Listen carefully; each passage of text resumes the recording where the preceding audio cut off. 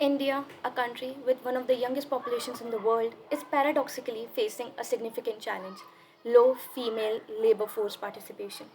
Despite progress in education and empowerment, women's participation in formal workforce remains alarmingly low. According to the World Bank, India's female labor force participation rate was just 24% in 2022, one of the lowest in the world.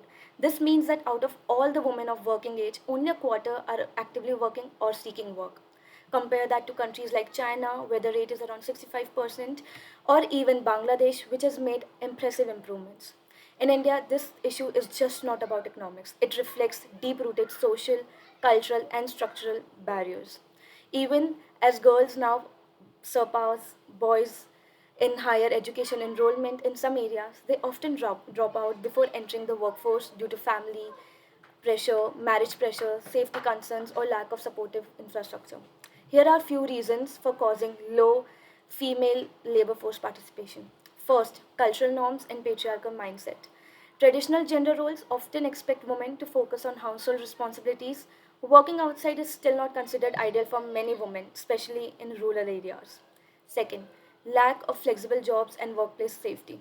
Many women drop out due to rigid work hours or unsafe commuting options, particularly in semi urban or rural regions. Third, marriage and motherhood. Marriage is a major turning point where many women leave their jobs and few return due to absence of childcare facilities or family support. Fourth, informal and unpaid work. A large number of women work in agriculture or family business, but they are either unpaid or not officially counted in labor workforce.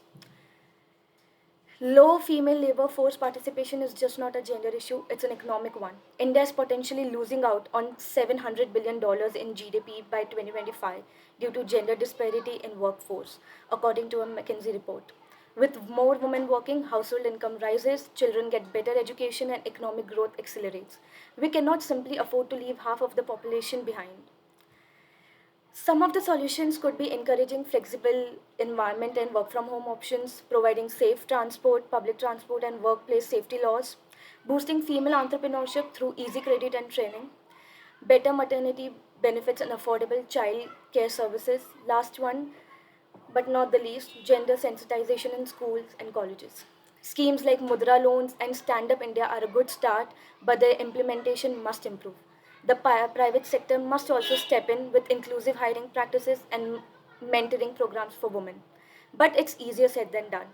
Deep societal changes takes time. Many women themselves hesitate to work due to generations of social conditioning.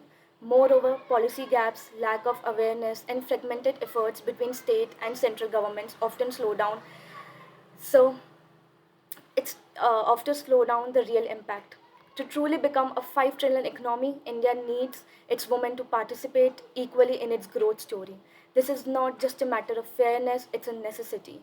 The future of India's economy depends not just on the roads and factories, but also on the freedom and empowerment of its women. Thank you so much.